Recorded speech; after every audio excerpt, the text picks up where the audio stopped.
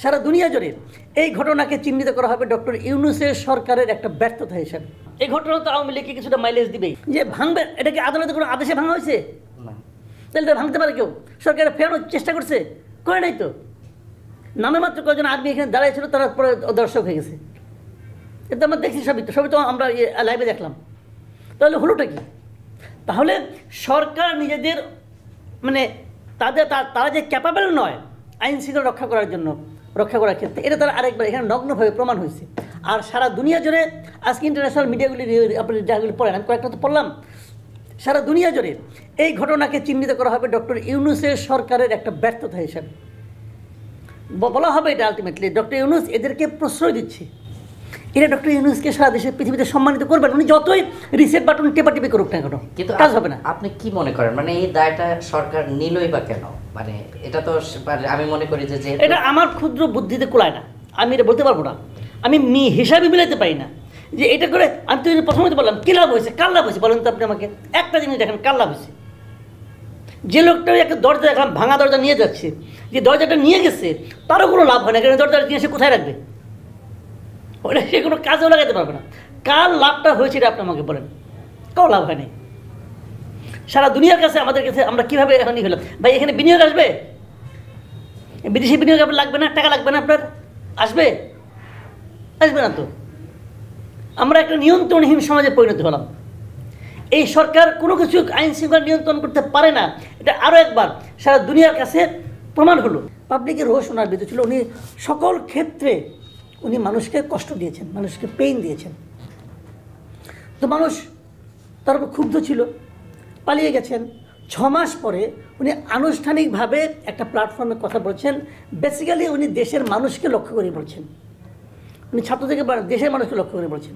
তো আমি কিন্তু খুব আশায় ছিলাম যে এখানে উনি আত্ম উপলব্ধিটা ওনার হবে এবং উনি স্বীকার করবেন ওনার অপরাধগুলো এবং মানুষের কাছে ক্ষমা চাইবেন। ক্ষমা চাইলেই যে ক্ষমা হয়ে যায় তা কিন্তু না, কিন্তু উনি ক্ষমা চাইবেন মিনিমাম, আমি এটা আশা করেছিলাম।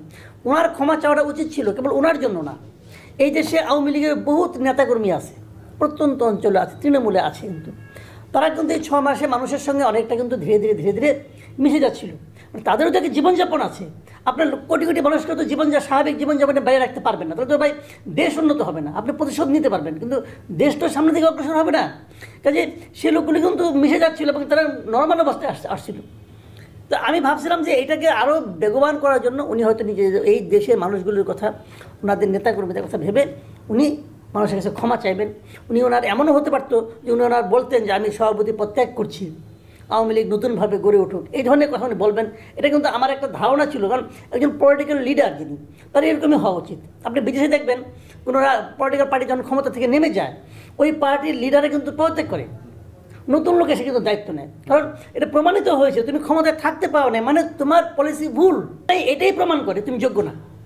তার এই ভদ্রমহিলা উনি পারেন নাই, ওনার পুরো দল এখান থেকে চলে যেতে বাধ্য হয়েছে, ওনার মন্ত্রিসভা দেশ থেকে পালাইছে। মানে কত অপরাধ এদের, এবং অপরাধের জন্য প্রত্যেকটা লোক নিজে জানে কে কী অপরাধ করছে, তারা তো নিজেরা জানে, তারা পালাইছে। সেই জায়গায় কিন্তু আমি ভেবেছিলাম উনি এটা বলবেন। তো উনি কী করলেন? উনি সারাক্ষণ সেই একই রেকর্ড বাজাইলেন। উনি কি করছেন? এই দেশের মানুষ কত গরিব ছিল, উনি তাদের ঘর দিয়েছেন, সেমি পাকা বাড়ি দিয়েছেন, মানুষের হাতে টাকা দিয়েছেন, কত কিছু যদি করছেন। আরে ভাই একটা কথা বুঝবেন, বলেন আপনি আমাকে, উনি যদি এগুলো করে থাকেন কার জন্য করছেন? এই দেশের লোকের জন্য করছেন, তো এটা বলার দরকার কি? তো দেশের লোক তো জানে উনি কী করছেন, বারবার বলার দরকারটা কি? বলা মানে কি? উনি নিজেও শিওর এটা হয় নাই, উনি নিজেও শিওর যে টাকাগুলি চুরি করছেন। ঘরে ঘরে বিদ্যুৎ দিয়েছি উনি বলছেন, এটা বলেন নাই যে বিদ্যুৎ দেওয়ার নাম করে কয় টাকা নিছেন আর কয় টাকা বিদেশে পাঠাচ্ছেন, এগুলো তো বলে নাই। কিন্তু যাও, সেগুলো নলাম। সব মিলিয়ে আমার যেটা বক্তব্য, ওনার এই ভাষণটা ছিল খুবই নিম্নমানের, নিম্ন রুচির, অহংকার এবং বাহাদুরিতে ভরপুর একটা ভাষণ। যে ভাষণ এদেশের মানুষের মধ্যে মিনিমাম ফিলিংস ক্রিয়েট করতে পারে নাই, মিনিমাম না পজিটিভ ফিলিংস ক্রিয়েট করতে পারে নাই। বরঞ্চ ওনার দলের লোকজন যারা এই ভাষণটা দেশে থেকে শুনেছেন তারা আতঙ্কিত হয়েছেন যে এই ভাষণ আমাদের জীবনকে না আবার অস্থির করে তোলে, এবং হয়েছেও তাই। কালে 32 নম্বরকে ভাঙছে, আর কোথাও কিছু হয় নাই সারা দেশে, খবর নিয়ে দেখানো হয়েছে।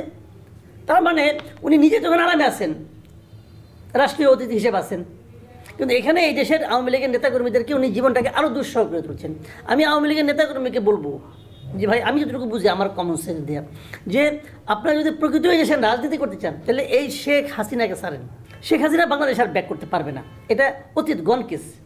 এবং কেবল শেখ হাসিনা না, শেখ পরিবারেরও কেউ ব্যাক করতে পারবে না। আওয়ামী লীগ শেখ পরিবার মুক্ত হবে এবার, এটা আমি মনে করি পার্সোনালি। এবং ওই সমস্ত করাপ্ট লোকদেরকে যাকে আনবেন এই দল আর দাঁড়াবে না, ওই দলকে দাঁড়া করতে হয় অন্যভাবে।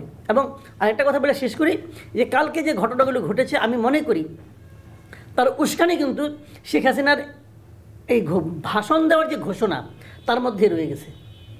এই ভাষণ দেওয়ার সময় তার জন্য এটা ছিল না, আসলে কোনোভাবেই না। উনি এটা করা ওনার ঠিক হয় নাই।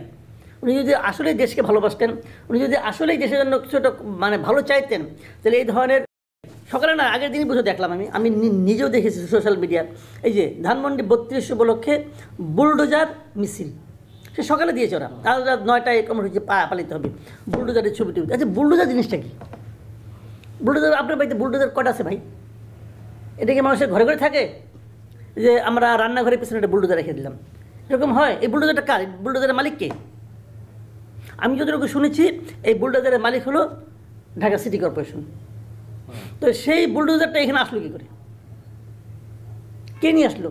আমি তো মনে করি এই ঘটনার সঙ্গে সরকারের এক ধরনের আছে, মদত আছে। সরকার চেয়েছিল বলে বুলডোজার এখানে আসছে, তাহলে আসলো কী হবে? সরকার যদিও ব্যাখ্যা দিচ্ছে নানা রকমভাবে, সরকারের যে ব্যাখ্যা, যেটা আমি সর্বশেষ এখানে এসে দেখলাম, সেই ব্যাখ্যাটা আমার কাছে হাস্যকর মনে হয়েছে একটা পয়েন্ট ছাড়া। আর উনি বলতে চাচ্ছেন যে শেখ হাসিনার বক্তব্যের কারণে এটা ঘটছে। যে শেখ হাসিনা তো বক্তব্য দেওয়া শুরু করছে রাত 9টায়, আর ওরা যদিও 9টায় বলছে ভাঙবে, ওরা তো এখানে আসা শুরু করছে 7টা 8টা থেকে। তাহলে এটা কীভাবে হলো? তাহলে দুটোর সাথে তো মিললো না। যদি শেখ হাসিনা যদি ভালো ভাষণ দিত তাহলে কি ভাঙতো না? তাহলে পুরো জিনিসটাই কি? আমি এখানে দুটো জিনিস দেখি। একটা হলো কি, দেখেন এই সরকারের অনেক ধরনের ব্যর্থতা আছে, এই সরকারের অনেক ধরনের সীমাবদ্ধতা আছে। এই সরকারের যে ব্যর্থতাটা খুবই বড় ইদানিং ধরা পড়েছে, সেটা হলো ওই আহত ছাত্রদেরকে তারা চিকিৎসা করতে পারছে না, জিনিসপত্রের দাম তারা কমাতে পারছে না, মানুষের অর্থনৈতিক অবস্থাকে ভালো করতে পারছে না। এগুলো তো একটা বাস্তবতা। এখন অনেকে যেটা আগের সরকার যে কাজগুলো করতো, সেগুলো এই ধরনের কোনো ক্রাইসিস হলে একটা এরকম প্রবলেম ক্রিয়েট করে মানুষের দৃষ্টি রেখে ওর দিকে সরাই দিত। এখন এটাও সে ধরনের কিনা আমি বলতে পারবো না, তবে হতে পারে, হতে পারে, আমি এই আশঙ্কা দেখছি। আর 2 নম্বর হলো, যারা এটা ভাঙচুর করছে, আমি এখানের মধ্যে কোনো, যেমন একটা সহজ প্রস্তাব আপনাকে আমি করি, ধরেন আপনি 32টা মাপ ভেঙে দিলেন, যেটা ভেঙে দেওয়া হয়েছে, কী লাভ হয়েছে? এটা তো আসলে গভর্নমেন্ট প্রপার্টি আসলে এখন, তো ভেঙে কী লাভ হয়েছে বলেন? কী লাভ হয়েছে? এতে কি এই সরকারের জনপ্রিয়তা বেড়েছে? দেশে বেড়েছে? দেশের বাইরে বেড়েছে? বরঞ্চ কিছু লোকের একটা প্রতিহিংসা পরায়ণ জাতি হিসেবে আমাদেরকে প্রজেক্ট করার একটা সুযোগ দিয়ে দিয়েছি আমরা। লাভটা কী হয়েছে? আপনি জিদ করে করতে পারেন। দেখেন, চোখের বদলে চোখ নেওয়া, এইভাবে মহাত্মা গান্ধীর কিন্তু একটা খুবই আলোচিত একটা উক্তি আছে, যে আমরা যদি চোখের বদলে চোখ নেওয়া শুরু করি তাহলে একদিন সারা পৃথিবী অন্ধ হয়ে যাবে। এটা কোনো সমাধান নয়। আপনি এই প্রপার্টিটা আমাদেরই প্রপার্টি। আপনি দেখেন নাৎসিদের আমলে জার্মানিরা গ্যাস চেম্বার করতো, গ্যাস চেম্বার ইহুদিদেরকে মারতো, ভয়ঙ্কর একটা, কিন্তু তারা কি সমস্ত গ্যাস চেম্বার গুড়িয়ে দিয়েছে? ওইটা একটা অত্যাচারের প্রতীক হিসেবে রয়ে গেছে, এটা পার্ট অফ হিস্ট্রি। আপনি যদি মনে করেন এটা স্বৈরাচারের একটা প্রতীক, তো এটা এইভাবেই থাকুক, লোকে এটাকে ঘৃণা করবে, এটা ঘৃণার প্রতীক হিসেবে থাকুক। কিন্তু এখন যেটা হয়েছে, তো লাভটা কী হয়েছে? সিম্পলি কথাটা আপনি বলেন। আপনারা যে কাজটা করেছে, এই কাজ, যে ঘটনাটা ঘটেছে, এবং সরকার ঘটতে দিয়েছে আমি মনে করি, কারণ সরকার আজকে বিবৃতি পড়ে আমাকে তাই মনে হলো, এই বিবৃতির একটা মানে গুজামিল দেওয়া বিবৃতি তারা দিয়েছে। তাদের এই বিবৃতি, টোটাল বিবৃতির 80% জায়গা তারা ব্যয় করছে শেখ হাসিনার ভাষণ নিয়ে। কিন্তু এটা যে একটা যদি ঘোষণা দেয় যে আমি কালকে ওই বিল্ডিংটা ভাঙবো, সরকারের কী উচিত? এই ঘটনাকে উৎসাহিত করছে, ওই ঘটনাকে উৎসাহিত করছে। উনি কি এটা পারেন? উনি কি সরকারের একজন কর্মচারী? উনি তো কর্মচারী ভাই, উনি তো সরকারের বেতনভুক্ত কর্মচারী, উনি কিন্তু কোনো পলিটিক্যাল পার্টি না, উনি কিন্তু ডিসিশন মেকার কেউ না। তো উনি কি এটা পারেন? উনি তো পারেন না। কী লাভ হয়েছে ওনার এটা করে? ওইটা ওনারই বা কী লাভ হয়েছে? ওনার নামে কি মানুষকে খুব জিন্দাবাদ দিচ্ছে নাকি? কী লাভ হয়েছে? বরঞ্চ ওনারা এখন লেখাপড়া নিয়ে রুচি নিয়ে পারিবারিক ঐতিহ্য নিয়ে মানুষ সন্দেহ প্রকাশ করতেছে। তো কী লাভ হয়েছে ওনার? এটা কোনো লাভ হয় নাই। ওই ঘটনাটারই আমি মনে করি ধারাবাহিকতা এটা হতে পারে। উনি দেখাই দিয়েছে তোমরা এটা করতে পারো। একটা লোককে এইভাবে মানে অপমান করার চেষ্টা করতো, এই অপমানে কোনো লাভ হয় না। পৃথিবীতে অনেক জায়গায় স্বৈরাচারী বিদার হয়, হ্যাঁ প্রথম দিন যখন সরকার না থাকে তখন একটা ঘটনা ঘটে, অনেক সময় হিট অফ দ্য মোমেন্ট অনেক কিছু হয়ে যায়। কিন্তু যখন একটা সরকার স্টেবল গভর্নমেন্ট আসছে, কই সিরিয়ায় তো এখন এগুলো হচ্ছে না। সিরিয়া তো আসাদ পালাইছে, যা হবার প্রথম 2-1 দিন হয়েছে, এরপর এগুলো হচ্ছে এখন দেখেন। কারণ যারা নতুন ক্ষমতা আসছে তারা তো দেশটাকে সামনের দিকে নিতে চায়, আর এরা তো মনে করে দায়িত্ব নিছে দেশটাকে আর কত ভাঙা যায়, কত বিভক্ত করা যায়, এরা তো এই দায়িত্ব নিছে। তো এগুলি খুব আনফর্চুনেট।